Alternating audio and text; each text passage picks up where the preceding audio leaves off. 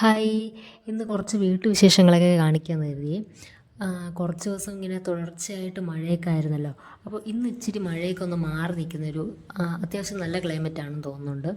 അപ്പോൾ ഇന്ന് പുറത്തൊന്ന് ഇറങ്ങിയപ്പോഴാണ് നമ്മുടെ മരത്തിൽ ജാമ്പയ്ക്കൊക്കെ കായ്ച്ച് നന്നായിട്ട് അത്യാവശ്യം പഴുത്തൊക്കെ നിൽപ്പുണ്ടായിരുന്നു. അപ്പോൾ മഴയൊക്കെ കാരണം പുറത്തൊന്നും ഇറങ്ങാറുമില്ല. അതുകൊണ്ടായിരിക്കും നമ്മളിതൊന്നും കാണാതെ പോയത്.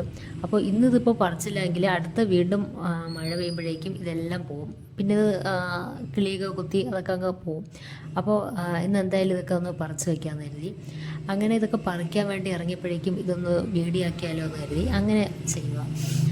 അപ്പോൾ ഇത്രയും ജാമ്പയ്ക്കാണ് കേട്ടോ കിട്ടിയത്. ഇനിയും നിപ്പുണ്ട്, കുറച്ചൊക്കെ നിപ്പുണ്ട്. പക്ഷേ അതൊന്നും അത്രയ്ക്ക് അതിനിയും അതിൽ നിന്ന് കുറച്ചുകൂടി വലുതാകാനുണ്ട്. അപ്പോൾ അതൊന്നും എടുത്തിട്ടില്ല. അല്ലാതെ അത്യാവശ്യം കിട്ടിയതൊക്കെ പറിച്ചിട്ടുണ്ട്. അപ്പോൾ ഇത് നല്ല ഭംഗിയുണ്ട് കേട്ടോ കാണാനായിട്ട്. സാധാരണ ഇത്രയും ക്യൂട്ടായിട്ട് അങ്ങനെ കിട്ടാറില്ല. കുറച്ചൊക്കെ ആകുമ്പോഴേക്കും കിളികളൊക്കെ കൊത്തി പിന്നെ ഞങ്ങളത് പറിക്കാറുമില്ല. കിളികളൊക്കെ കൊത്തിയതിപ്പം കഴിക്കുന്നത് ഇച്ചിരി പേടിയാണല്ലോ. അപ്പോൾ അതുകൊണ്ട് കിളി കൊത്തിയതൊക്കെ ആണെന്നുണ്ടെങ്കിൽ അങ്ങനെ പറിക്കാറില്ല. അങ്ങനെ അതിൽ തന്നെ അങ്ങ് നിർത്തിയിരിക്കുകയാണ് ചെയ്യുന്നത്.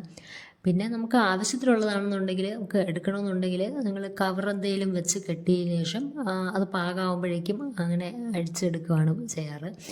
അപ്പോൾ ഇതിപ്പോൾ അതിൽ നിന്ന് നന്നായിട്ട് ഫ്രഷായിട്ട് കിട്ടിയിട്ടുണ്ട്. കിളികളൊന്നും കൊത്തിയിട്ടില്ല. അപ്പോൾ ഇതാണ് ഞങ്ങളുടെ ഇന്ന് കിട്ടിയ ജാമ്പയ്ക്കകൾ. അപ്പോൾ ഇനി ഇത് മാത്രമല്ല കേട്ടോ, വേറൊരു കാര്യം കൂടി കാണിച്ചു തരാം. ഞങ്ങൾക്ക് ഒരു കുഞ്ഞ് മൾബറി ഉണ്ട് കേട്ടോ. കുഞ്ഞല്ല, അത്യാവശ്യം വലുത് തന്നെയാണ്. എങ്കിലും അതിൽ അധികം കായ്ക്കാറില്ല. പക്ഷെ ഞങ്ങൾക്ക് ഒരു ഡെയിലി ഒരു 2-3 മൾബറിയൊക്കെ കിട്ടാറുണ്ട് കേട്ടോ. അപ്പോൾ അതും കൂടി ഇന്ന് കാണിക്കാം. ഇതാണ് ഞങ്ങളുടെ മൾബറി കേട്ടോ. ഇതിലിപ്പോൾ അത്യാവശ്യം കായൊക്കെ നിൽപ്പുണ്ട്. ഇതിന് മുമ്പ് ഇത്രയൊന്നും കായ്ക്കാറില്ലായിരുന്നു.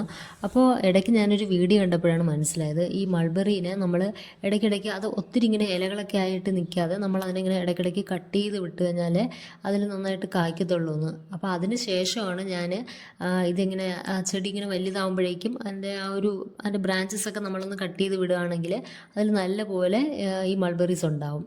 അപ്പോൾ അത് കണ്ടതിന് ശേഷം ഞാൻ അങ്ങനെയൊക്കെ ചെയ്യാറുണ്ട്. അപ്പോൾ അതിന് ശേഷമൊക്കെയാണ് കേട്ടോ ഇതിൽ ഇത്രയൊക്കെ കായൊക്കെ ഉണ്ടാകാൻ തുടങ്ങിയ. അതിന് മുമ്പ് ഈ മൾബറി ഉണ്ടല്ലോ, ഫ്രൂട്ട് ആകുന്നത് വരെ ഒരു 5 കളേഴ്സ് ചേഞ്ച് ആവും. ആദ്യം ഇതൊരു ഗ്രീൻ കളറായിരിക്കും, പിന്നെ അത് ഒരു വൈറ്റ് കളറാവും, ഈ കാണുന്നില്ലേ അത് കണക്ക്.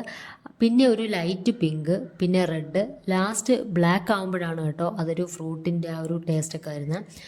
റെഡ് കളറിലൊക്കെ നമ്മളത് പറിക്കുകയാണെങ്കിൽ ഭയങ്കര പുളിപ്പായിരിക്കും. ഈ ഒരു ബ്ലാക്ക് കളർ ആകുമ്പോഴാണ് അതിൻ്റെ ആ ഒരു ടേസ്റ്റൊക്കെ വരുന്നത്. അപ്പോൾ ഇത് കാണാൻ നല്ല ഭംഗിയാണ് കേട്ടോ. ഒരു ചെടിയിൽ തന്നെ ഈ ഒരു 5 കളേഴ്സ് ഇങ്ങനെ വരുമ്പോഴേക്കും ഗ്രീന്, വൈറ്റ്, പിന്നെ പിങ്ക്, റെഡ്, ബ്ലാക്ക് കാണാൻ നല്ല ഭംഗിയായിരിക്കും. അപ്പോൾ ഇന്നിത്തിരി കാലാവസ്ഥയൊക്കെ നല്ലതായതുകൊണ്ടാണ് കേട്ടോ. പൂച്ചകളൊക്കെ ഇറങ്ങിയിട്ടുണ്ട്. അവർക്കും ഇത്തിരി ഹാപ്പിനെസ്സൊക്കെ ഉണ്ട്. ഇത്രയും ദിവസം മഴയൊക്കെ ആയിരുന്നല്ലോ. അപ്പോൾ അതുകൊണ്ട് വെയിൽ കണ്ടതിൻ്റെ ഒരു സന്തോഷം അവർക്കും ഉണ്ട്. അപ്പോൾ എന്തായാലും നമ്മൾ പുറത്ത് പോയി പൈസ കൊടുത്ത് വാങ്ങുന്നതിനേക്കാളും നമ്മുടെ വീട്ടിലുണ്ടാകുന്ന ഫ്രൂട്ട്സ് ആയാലും വെജിറ്റബിൾസ് ആയാലും അതിന് കുറച്ച് ക്വാണ്ടിറ്റി ആണെങ്കിൽ പോലും അതിങ്ങനെ കാണുമ്പോൾ ഉള്ളൊരു ഹാപ്പിനെസ് ഉണ്ടല്ലോ, അതൊരു ഭയങ്കര ഒരു ഫീലാണ്. അപ്പോൾ ഇന്നത്തെ വീഡിയോ ഇത്രയേ ഉള്ളൂ. Thank you so much for watching.